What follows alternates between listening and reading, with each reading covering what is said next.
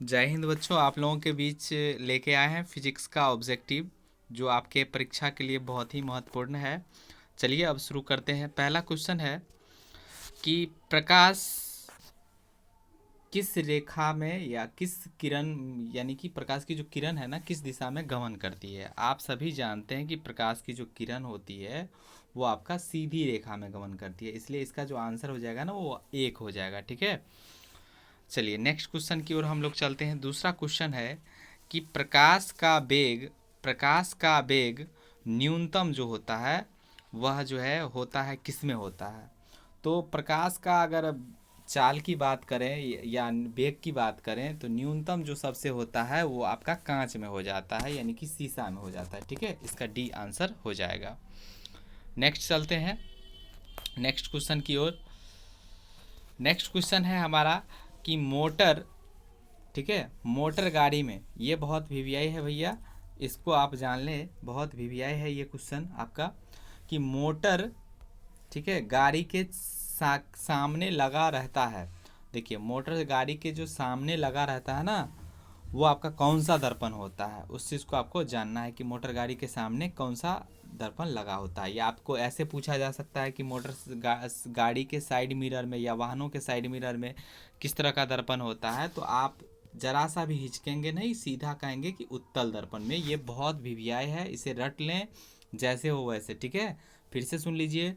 Motor गाड़ी के चालक के सामने या साइड मिरर में जो आईना होता है ना उसमें कौन सा दर्पण रहता है, उत्तल दर्पण रहता है। ठीक है, चलते हैं नीचे 4 नंबर क्वेश्चन की ओर। मोटर कार के हेडलाइट में, हेडलाइट क्या होता पता है, आप सबको पता होगा। आगे की जो लाइट होती है ना उसमें किस तरह का भाई दर्पण लगा होता है। तो धोखा नहीं खाना है, अगर साइड मिरर की बात कहे तो उत्तल और हेडलाइट की बात कहे तो अवतल हो जाएगा, इसका सी राइट आंसर होगा। ठीक है, चलिए अगले क्वेश्चन की ओर चलते हैं हम लोग।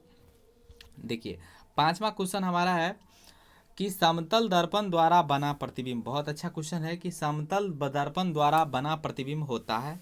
ऑप्शन ए वास्तविक, ऑप्शन बी काल्पनिक, ऑप्शन सी दोनों, इनमें से कोई नहीं।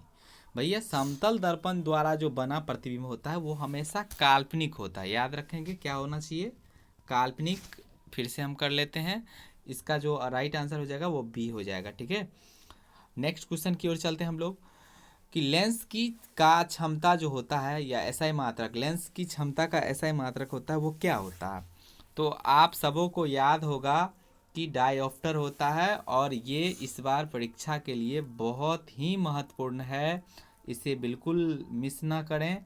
ठीक है, पूछा ही जाएगा लेंस की जो क्षमता है ना वो क्या होता है, तो डायोप्टर होता है। ठीक है, एसआई मात्रक, लेंस की क्षमता का जो एसआई मात्रक है वो क्या होगा, आपका डायोप्टर हो जाएगा। चलिए क्वेश्चन नंबर नेक्स्ट की ओर। यहाँ क्वेश्चन 7 देखिएगा ठीक से।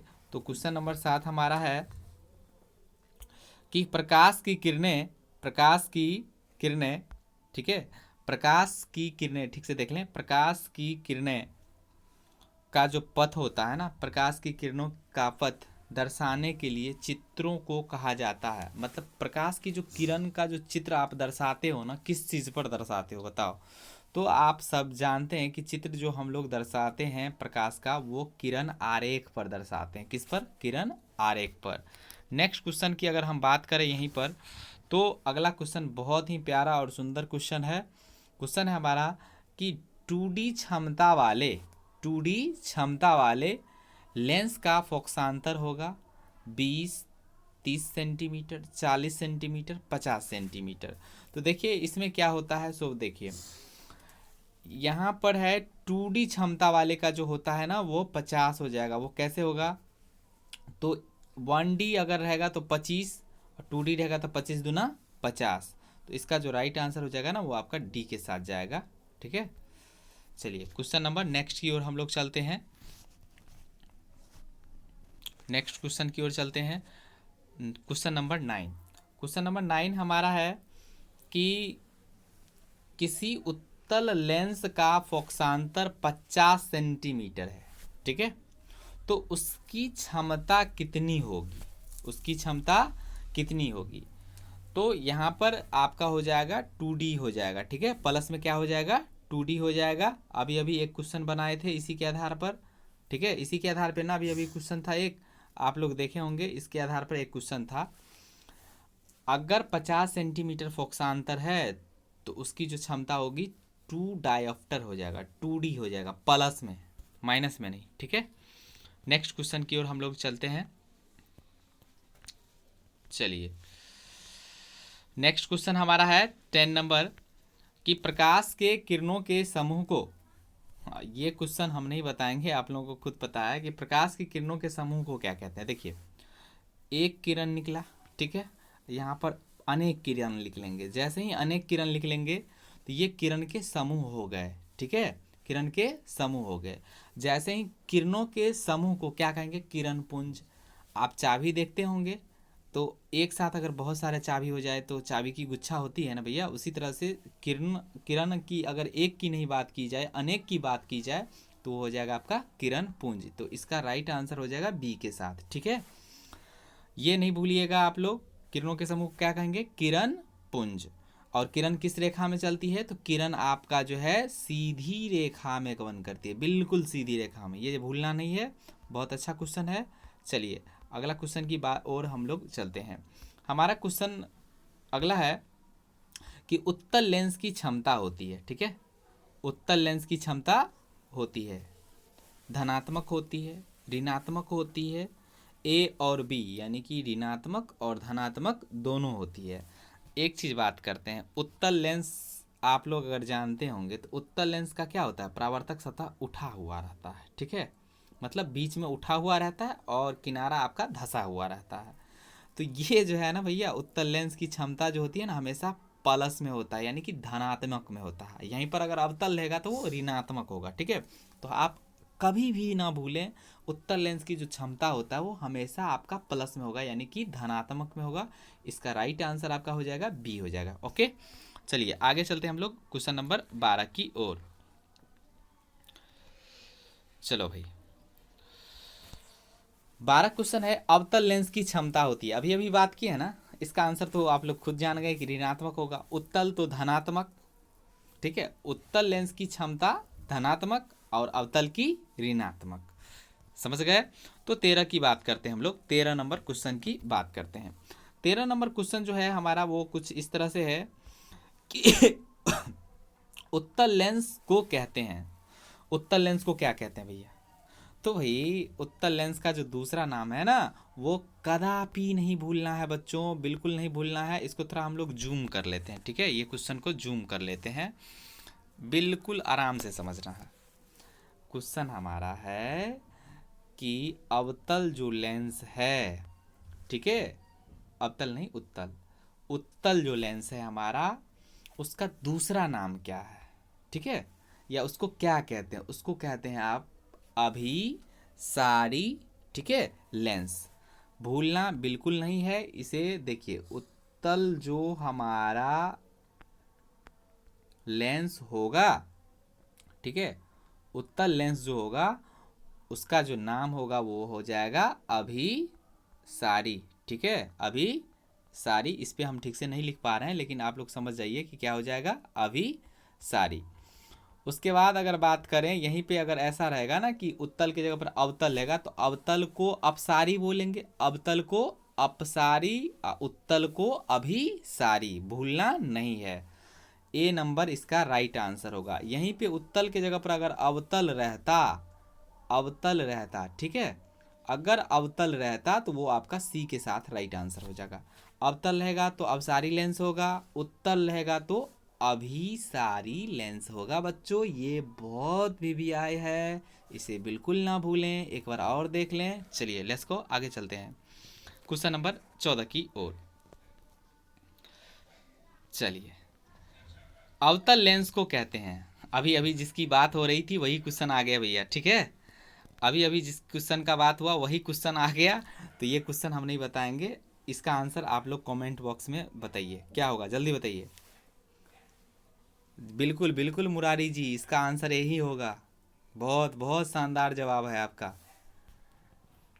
वाह मिंटू जी, जी जी जी, बिल्कुल बिल्कुल एक आंसर होगा इसका। चलिए अवतल लेंस को कहते हैं, अवतल लेंस को क्या कहते हैं, तो अवतल लेंस को भैया क्या कहते हैं पता है ना आपका? अपसारी लेंस, ठीक है। और उत्तल को कहते हैं अभिसारी लेंस, ठीक है। तो यहाँ पर कंफ्यूजन करने की ज़रूरत नहीं है। चलिए नेक्स्ट क्वेश्चन की ओर हम लोग चलते हैं। एक हमारा क्वेश्चन आ गया है, बहुत प्यारा क्वेश्चन है। सर ठंडा नहीं लगता? नहीं, ठंडा भाग गया भाई। क्या राम बाबूजी, आप भी क्या क्या क्वेश्चन पूछते हैं। चलिए अगला क्वेश्चन हमारा है कि निम्न में से कौन सा पदार्थ लेंस बनाने के लिए उपयुक्त नहीं की जाती है। देखो भाई कितना अच्छा क्वेश्चन है।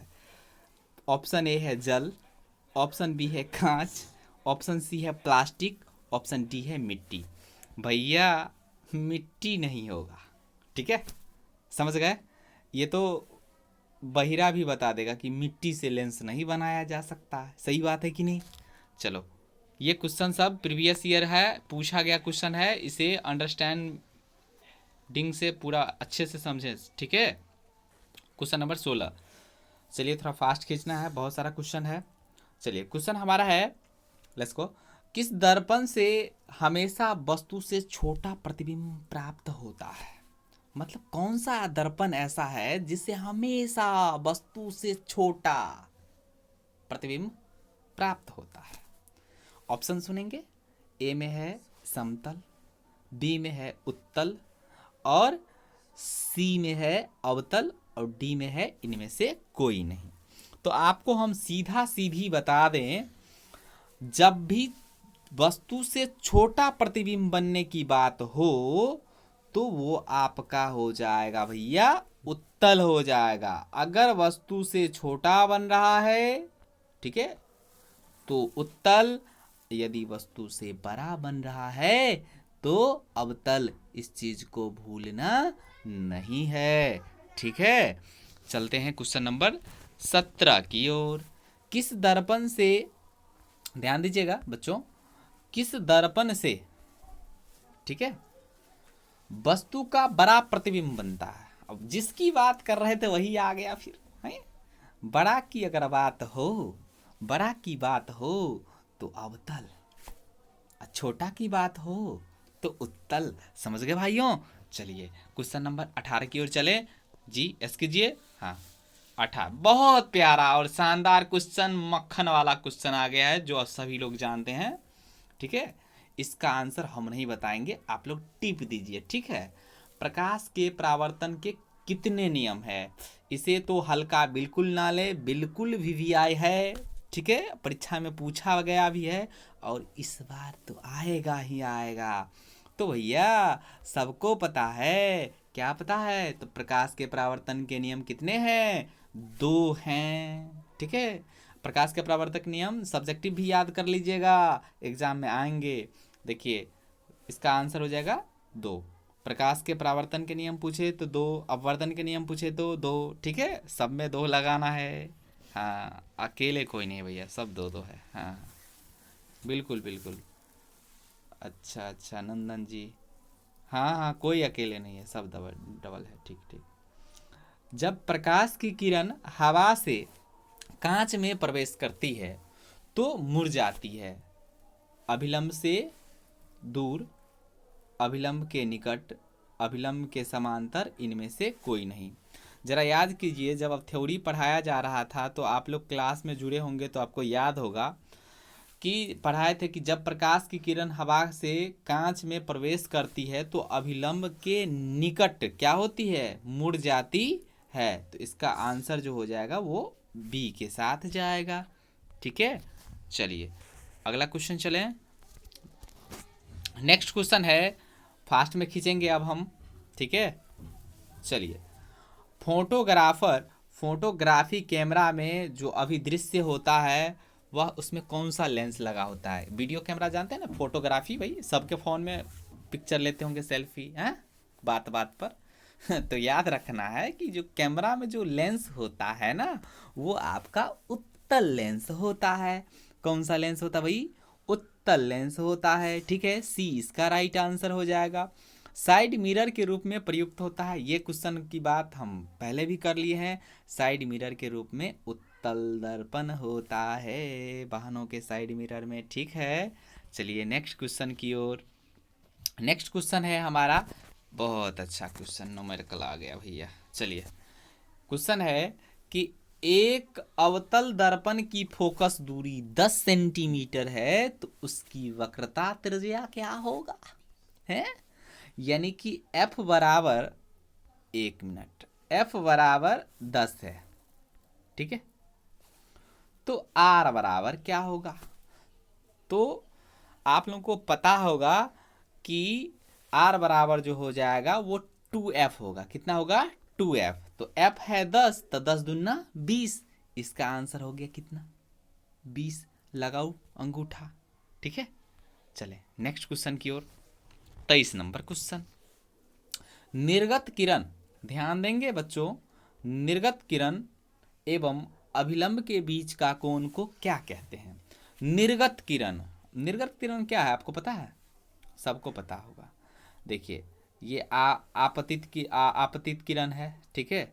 ये आपका निर्गत किरण है। ठीक से नहीं बन पा रहा है इससे, 1 मिनट रुक जाएंगे। ये हमारा, चलिए ये हमारा निर्गत कोण है। तो यहाँ पर है निर्गत किरण और अभिलंब, और बीच में अभिलंब डाला रहता है। तो इसके बीच का जो कोण होता है वो हमारा कौन सा कोण हो जाता है, तो निर्गत कोण हो जाएगा। क्या हो जाएगा भैया आंसर, निर्गत कोण हो जाएगा। बिल्कुल राइट आंसर, ये वाली कोण की बात हो रही है, ठीक है। चलिए क्वेश्चन नंबर नेक्स्ट की ओर। बहुत प्यारा क्वेश्चन आ गया है, बहुत प्यारा। सरल सूक्ष्मदर्शी में किसका उपयोग होता है, तो सरल सूक्ष्मदर्शी जानते हैं ना, माइक्रोस्कोप। माइक्रोस्कोप में क्या होता है कि छोटे छोटे चीज़ों को बड़े करके क्या करते हैं बच्चों, देखते हैं। बिल्कुल बिल्कुल बिल्कुल सही कह रहे हैं। चलिए सही जवाब है आपका। इसका जो राइट आंसर हो जाएगा वो आपका उत्तल क्या हो जाएगा, लेंस हो जाएगा। इसमें देखिए धार भराइएगा नहीं, दर्पण में नहीं मार दीजिएगा, हाँ बता दे रहे हैं। इसका जो राइट आंसर हो जाएगा वो आपका डी हो जाएगा, ठीक है। क्या हो जाएगा भैया, डी हो जाएगा। गड़बड़ नहीं करना है, उत्तल दर्पण आर में नहीं जाके ठोक देना है आंसर, ठीक है। जब भी ठोकना है तो उत्तल लेंस में जाके लगाना है, ठीक।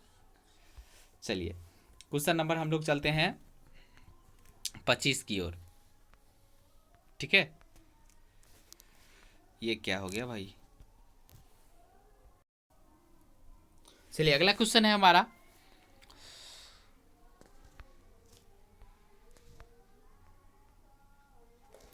कि किस लेंस द्वारा सिर्फ काल्पनिक प्रतिबिंब तनता है। किस लेंस द्वारा सिर्फ काल्पनिक की बात की जा रही है, तो काल्पनिक जो हमारा बनाता है ना वो अवतल बनाता है। कौन बनाता है, अवतल। बी इसका राइट आंसर हो जाएगा। चलिए 26 नंबर क्वेश्चन बहुत वीवीआई है, जो टॉप 10 क्वेश्चन है उसमें हम वीवीआई लगा रहे हैं, उस पर ज़रा ज़्यादा ध्यान दीजिए। लेकिन सुनिए सभी क्वेश्चन को, एक बार 2 बार वीडियो देखिए, उसके बाद तीसरा बार कहिएगा भैया सर जी यही आंसर होगा, हम जान गए। तो इसलिए वीडियो को पूरा देखें, ठीक है। हाँ मन अस्थिर करके देखें भाई, बिल्कुल बिल्कुल बिल्कुल। प्रकाश के परावर्तन से निर्धारित होता है, देखिए प्रकाश के परावर्तन से क्या निर्धारित होता है, ये जो ऑप्शन है उस पर हमें विचार करना है।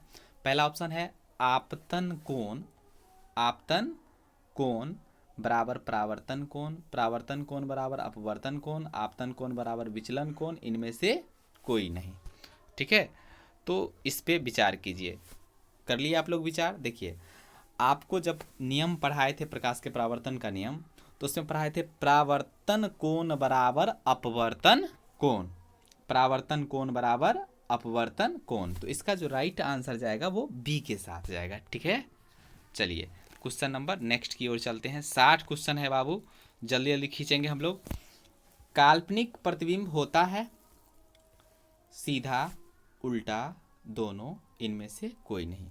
काल्पनिक प्रतिबिंब जो होता है वो आपका सीधा होता है, विपरीत सोचना है, ठीक है। ये क्वेश्चन बिल्कुल याद रखें। अगला क्वेश्चन है हमारा कि लेंस में मुख्य फोकस की संख्या कितनी होती है, तो लेंस में जो है मुख्य फोकस की संख्या जो होती है वो आपकी 2 होती है। 2 वाला बात ना फिजिक्स में बिल्कुल राइट रखना है, याद रखना है, ठीक है। नेक्स्ट क्वेश्चन, बहुत अच्छा क्वेश्चन, इसको तो जूम करके भैया हम दिखाएंगे ही। देखिए, सर्च लाइट में या सर्च लाइट का परावर्तक सतह होता है, किसका होता है? तो आप लोगों को पता होगा सर्च लाइट में जो होता है वो अवतल दर्पण का होगा। किसका होगा? अवतल का होगा, ठीक है, सतह अवतल दर्पण का होगा। चलिए नेक्स्ट क्वेश्चन 30, ये बहुत बार पूछा गया भैया, इसको मत भूलना, ठीक है। वैसे दाढ़ी उढ़ी आ गया ही होगा तो वो जाके बनाइए आप लोग। देखिए, दाढ़ी बनाने में कौन सा दर्पण प्रयुक्त होता है? तो दाढ़ी बनाने में, या ऐसे भी पूछा जा सकता है कि हजामतीकरण में कौन सा दर्पण का उपयोग किया जाता है, या हजामतीकरण में जो ऐना होता है या मिरर होता है वह कौन सा मिरर होता है, ये बताइए, ठीक है। तो कन्फ्यूजन नहीं करना है, ये अवतल हो जाएगा, इसका सी राइट आंसर है, ठीक है। चलिए लेट्स गो जी, ओके कीजिए। हाँ, चलिए अगला क्वेश्चन,